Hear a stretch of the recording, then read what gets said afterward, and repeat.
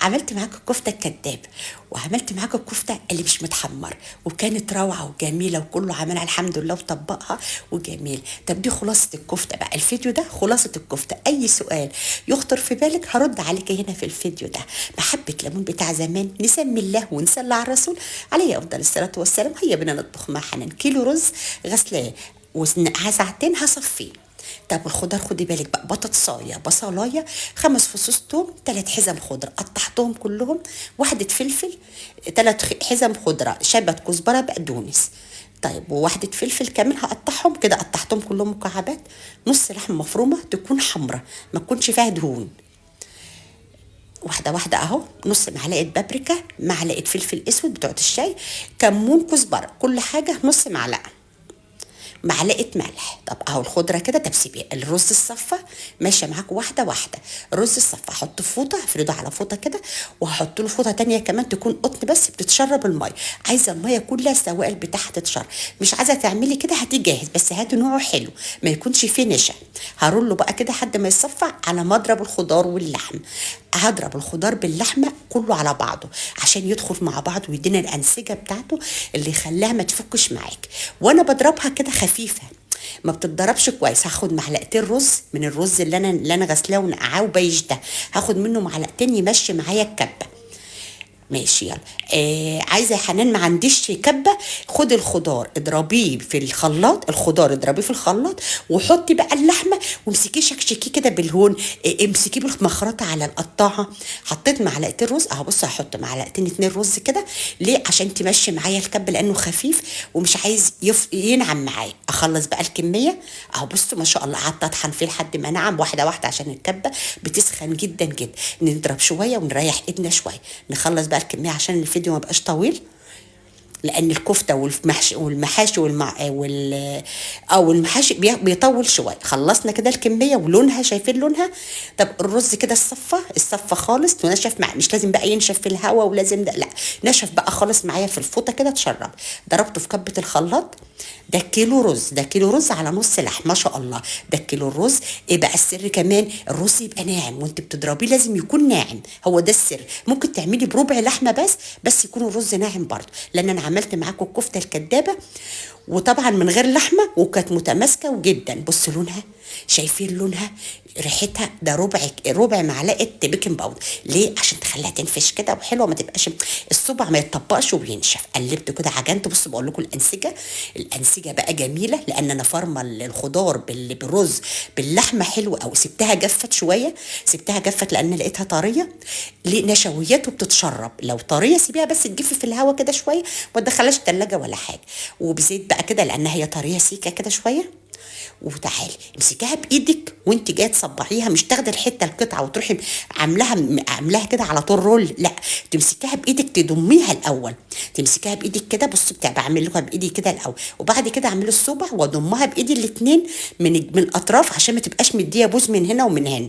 خدي بالك بكلوه ايدك مش بالصوابع. بصي بكلوه ايدي كده. بصوا اهو.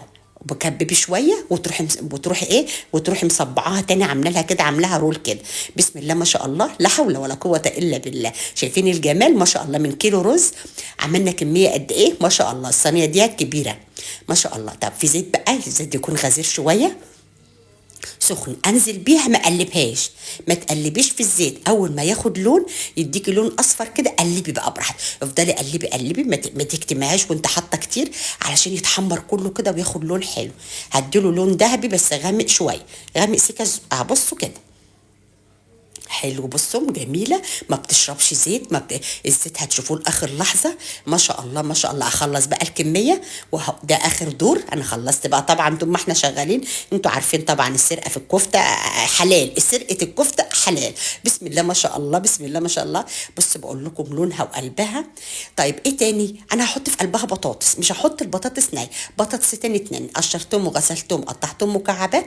بصوا وحطيتها في الزيت بس هشمح. بص بقول لكم قلب الكفته عامل ازاي، لونها وخفيفه ومفرغه ازاي. شمحت البطاطس اللي انا هنزل بيها، لو انت مش عايزه بطاطس مفيش مشكله. وكان في اللي سبع الكفته الصغنونه المكببه دي.